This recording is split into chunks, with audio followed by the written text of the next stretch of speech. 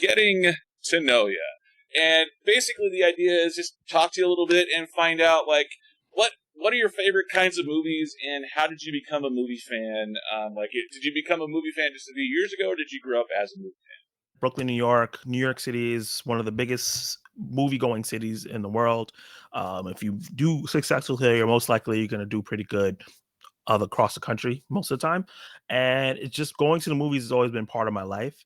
I don't want to say I was a cinephile growing up. I mostly watched like the Disney classic movies that were coming out and then like the big blockbusters. And then when the comic book movies were coming out, that was my thing as well. No matter how bad they were in my eyes, the fact that I was such a big comic book fan, I was just gobbling it up because we used to get one every 5, 6 years. Now we get one every month. But that is what really I used to love growing up. And then there was a point where I started finding movies on my own and I found like horror films. And I'll say that horror films are the films that got me into like movies. Classical actors and like the big time actors will always go to a horror film. So you'll see them star in something and say, huh, I want to see them in something else. And you'll find them in a drama or you'll find them in a comedy and then kind of snowball from there. And I remember watching something called The Collector, which is one of my favorite horror films, and that was the movie that kind of got me into films because the main actor there, I kind of followed him somewhere to another film, and then I saw another actor in there, and it kind of snowballed from there. fan? How old were you when you watched The Collector and it really started? Movies just kind of got into your soul, into your being. The Collector came out in 2009, so I was 19. I think I was 19 back then. So yeah, I'm like, oh god, I'm so old. Yeah, I was 19 at that time. So that's kind of when I get out of high school into college. That's when I started really getting into films and television. I used to be more of a television guy up until a certain point where like when people needed a TV show to watch, they would come to me. That's kind of switched now that I have a YouTube channel focused on movies. I don't get to watch as much TV as I used to, which burns me so much. Um, 'Cause I love long form content, so it hurts for me not to be able to watch my Black Mirrors and all this other different stuff that's coming out. But yeah, I think 2009 is when my love for like cinema started coming through, and I started kind of going backwards and watching some stuff, and watching other films that are coming out around that time that led me to other films coming out, other dramas. Post high school, 19, 20 years old is when you really started taking film more seriously. Using cinematography for the first time, you know. Yeah, yeah, absolutely.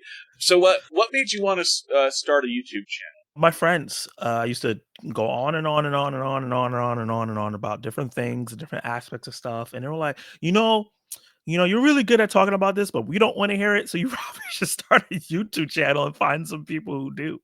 And that's kind of like what it was. It was trying to discovering people who had my interest and want to talk about it the way I want to. And I found other YouTubers who inspired me, the Real Rejects, Chris Stuckman, Jeremy Johns, Double Toasted, Grace Randolph, John Campia. There's like a list of people, and I think it was these three guys called Heroes Reforged. Three guys who really into like comic book stuff, and they break it down in a way that it inspired me, sparked my mind. I was like, that's the way I think, and they really inspired me to like I can do it too because they're just regular dudes doing this, but they have like in-depth breakdowns of it because they did their research. YouTube's an amazing thing because the evolution of YouTube and the style of content changes so quickly that Oh yeah. anything that used to evolve slowly over time is now just changing so quickly that you think, you know what, I could do this for the next 10 years and I'd be happy making this content. You know, it was like 3 months later, it's like, yeah, dude, that's so March 2020 or that's so Yeah. March 2023. Like, Gotta move on. Yeah. yeah, you got to keep it updating, keep it changing. What's the big dream for your channel? What would be the dream scenario for Zack Attack Reviews? Dream scenario is to be doing this full time, have enough subscribers where I become a name in this space that people can go to and create a positive space. One thing people know about me, if you watch my channel, I love to be more positive than negative on movie reviews. Sometimes I enjoy dunking on films, but most of the time I don't. Like, even if you watch my reviews on movies that I don't care for, I think are mediocre, the part where I talk about the good is still longer than the part that I talk about the bad because it's just not in me to be super negative. But I just love creating a positive space. I want to have a community. I don't want fans per se. I want a community of people that we can move and empower and just build networking. Like every time I do a live stream, I make sure to shout out to people that I connect with. And I want to just build this community of people where we can have fun, but doing it in a practical business sense, and eventually go to like festivals and really get into those spaces where I get to talk and to directors, interview people, which I'm kind of practicing while I'm interviewing. On my channel, I have this thing called The Movies That Made Us, a live stream I do once a month where I talk to a fellow person in this space and I interview them on the movies, like kind of what you're doing right now, but just specifically about the movies that made their taste during different parts of their life.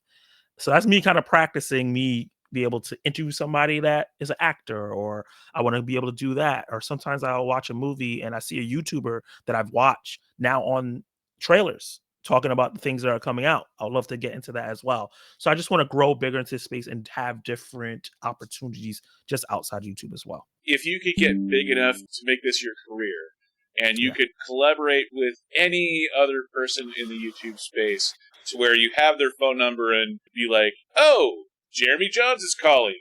Chris Stuckman, I'm sorry, Jeremy Johns is online and full on. I'm picking him up instead. Who would be the dream collab for you as a movie review YouTuber? I brought them up. It's the Heroes Reforged, just because they're the ones that kind of sparked me the most, and I feel like I would have a great time with them in terms of not being too scared. I wouldn't feel scared of like, oh no, I don't. I think they might be too big. They seem like chill guys, so it'd be easier for me to be comfortable and be able to talk and don't feel like I'm not smart enough to be in that space. Sometimes when I watch a Stuckman, who I enjoy, I love him. He's one of the greatest to do this. He's the way he talks about film, like, oh, I'm not on that level yet. He's talking about lenses and stuff like that. I don't know anything about the lens. So yeah, I would love to work with them. That's like the number one guys I would love to work with. And you're talking about interviewing favorite celebrities. Who would be your 2 or 3 top dream celebrities to actually do an interview with in the next couple of years? Right off the top of the head, I would love to get into Jordan Peele's mind. I need to see what's the crazies going on in there. He's maybe one of my favorite movies of all time, and Get Out. I got to see where that came from, what research he did. Like, I need to know where, even if the idea doesn't fully realize, how did you come up with this? And how did you even convince someone to make this movie? How did you convince someone to make Nope? I need to know, because that is not a film that a lot of creators get to do. Absolutely. Yeah. Now, Jordan Peele comedy or Jordan Peele horror? Which do you love more? I love his horror stuff more. Key and Peele's Nice. amazing, but the horror stuff is a different, like him, Robert Eggers, Ari Aster, they're pushing heightened horror to a different level where now it's everyone can get into the space, and we're seeing some new creatives take a chance now, because like we might find the next Jordan Peele, we might find the next Ari Aster. So horror movies are like on a roll because those 3 guys are pushing it to new heights. Well, and it's sort of funny too. Like even if you look back at Key and Peele, the great thing where they have the comedy and the drama masks right next to each other. Comedy and horror, actually, if you really think about it, the kind of content and how you set up stories is very similar in a lot of ways. So it doesn't surprise me that Jordan Peele has become such a good horror director because he's so good at comedy. And just the type of comedy that he and Keegan-Michael Key did on that show is so brilliant. That I love. He's done 3 horror films now, and I love everything Keegan-Michael Key and Jordan Peele as well. What can people look forward to coming out on Zack Attack reviews? I dropped a review for Retribution, the movie I was just talking about with Liam Neeson. I'm working on a review for Past Lives, the A24 film that I've heard so much about. I got to watch it. I want to drop a review for that. I have a live stream on Wednesday where I get to celebrate the fact that I made 600 subscribers, because my goal for the year was to hopefully make it at 500. So the fact that I made it to over 6 by August was really exciting and more inspiring for me, because there was a point in the middle of the year where I thought maybe this one might not be for me. But the fact that my community is starting to grow and I'm starting to get comments and I'm starting to get feedback from a lot of people that are not my family or my friends is great to see. And then I'm also usually have a live stream in the beginning of the first week of the month where I break down the things that are coming out within the month. So I should still be doing that on Thursday. And then Friday, I'm going to see a movie called Bottoms, which I'm really excited for. It's this raunchy comedy coming out. You saw the trailer for it? Yep, love it. Yeah. So I'm going to be seeing it Friday, and hopefully I get the review out for that either Friday night or Saturday morning. Nice, I love it. Yeah, and you know, I'm from Seattle. I'm a huge Seattle Seahawks fan. So anytime you can put Marshawn Lynch in a movie and it's a comedy on top of that, I saw the trailer for that and I was like, oh, okay, this looks. And then Marshawn Lynch pops up like halfway through, and I'm like, if I would have been drinking anything, I would have done a spit take. Because you're like, the second one for the year. Yeah, I'm like, wait a minute, Marshawn Lynch is encouraging high school girls to start a fight club. That looks awesome. So the whole premise is insane. Yeah, absolutely. So Zack Attacks, thank you for letting me get to know ya. Thank you, man. I'm still working on sound effects, but thank you.